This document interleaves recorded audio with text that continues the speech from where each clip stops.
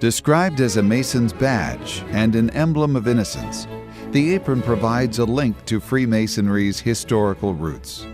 As the builders of Europe's great cathedrals, operative Masons utilized the apron as a protective tool of the trade. To the speculative Freemason, who is not an actual stonemason, the apron serves as a tangible reminder of the philosophical foundation of the fraternity and the symbolic labor of Freemasons to build their lives as spiritual temples. Today's Masonic aprons have undergone nearly 300 years of transformation, from simple unadorned lambskins to elaborate works of art, and in many Masonic jurisdictions, into a formalized and regulated style. By studying the rich past of these treasured ritual garments, we continue to understand and enrich the experience of Masons today. In the 1700s and the early 1800s, most Masons had their aprons made at home, often by a female relative, like their wife or their daughter, or at a local milliner's shop. And they, as the customer, would provide some information about the kind of design they want. Men could communicate something about the type of symbols that they wanted on the apron. They might have a print source from an engraving or a book. Often Masonic symbols were being used in this period on all kinds of household items, ceramics, furniture. So there were definitely a mix of places that the men could find symbols, and that women could also have some experience with seeing the symbols and knowing what they were putting on the apron. We have an apron in the archive that's made in northern Pennsylvania around 1807 by Palatine Germans that had colonized that area. So not only are you getting Masonic symbols, but you're getting them as realized or as imagined by a German in that particular part of Pennsylvania in 1807. Masons wear this apron as a form of self-identification, as a badge to show the rest of the world and their lodge brothers that they are indeed a Mason and they're dedicated to this particular kind of labor. The earliest Masonic aprons were copies of stonemasons' aprons.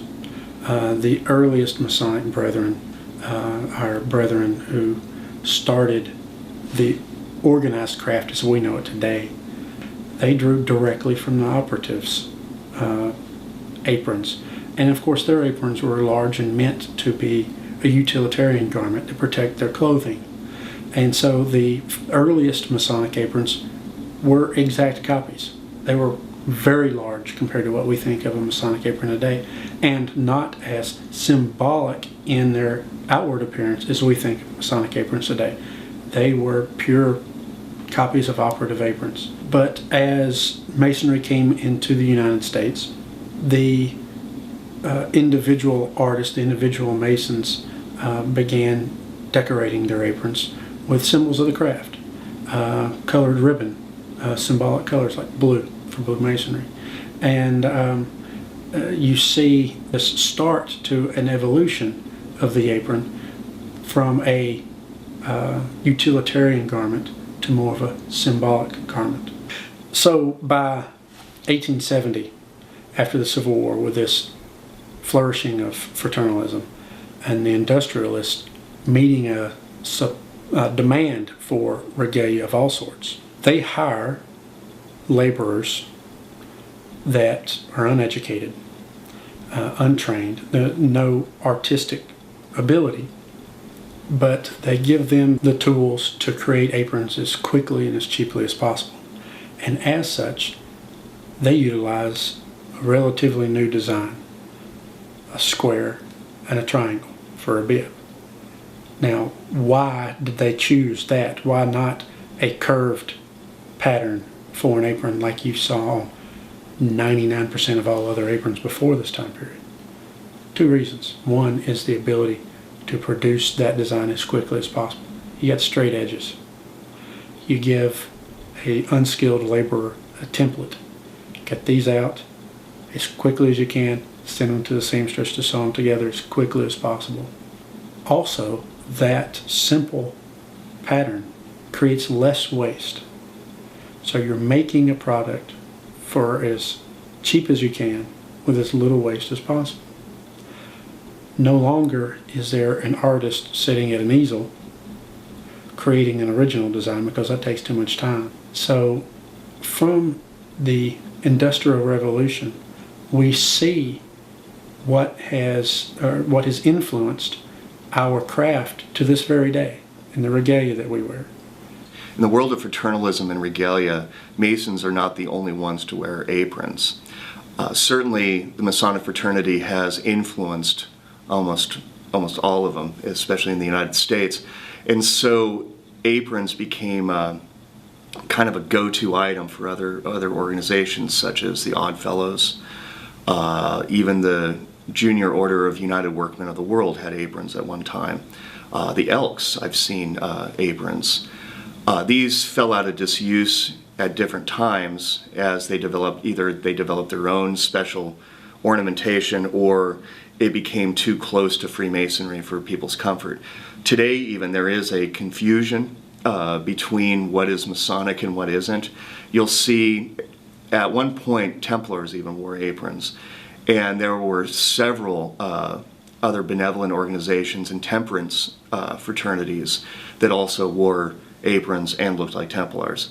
So with the plumed hats and the black long coats and the triangular aprons with skulls and crossbones, it was really hard to tell the difference. An apron doesn't necessarily have to belong to another organization in order to be copycat. There are copycat styles within the Masonic fraternity, and I say copycat only because there are certain designs that became very popular over the course of several years, and became kind of standards for what Masons wanted on their apron. When a brother approaches me to help him create an apron, it's usually one of two avenues. Either he knows exactly what he wants, or something close to it, which makes my job easy, or he has no idea what he wants, and I help him with this process. And what I like to do is spend time with a brother on the phone if we can't meet in person, and just get their thoughts and their feelings about what in Masonry they're most attracted to. And sometimes it's a particular degree or a section of a degree, and sometimes it's very specific symbols from multiple degrees. And from that, we just brainstorm until I get a good idea of the individual things that he would like on his apron. And then I'd spend some time just making sketches and notes, and create a design, a simple design, not a finished design, which I'll scan or email to him and for his consideration. Usually they go, "Oh, I really like it," and then it just becomes deciding how much the brother wants to invest into his apron, and going from there to produce something that reflects that individual brother. And that's what I want to do. I want to create aprons that a brother says, "This is me. This is a physical representation of my commitment to the craft." 19th century Masonic art had a lasting impact that continues to inspire generations of members. More than a ceremonial garment, the apron represents the individual's connection to the worldwide body of Freemasonry. It is his badge and a source of Masonic pride.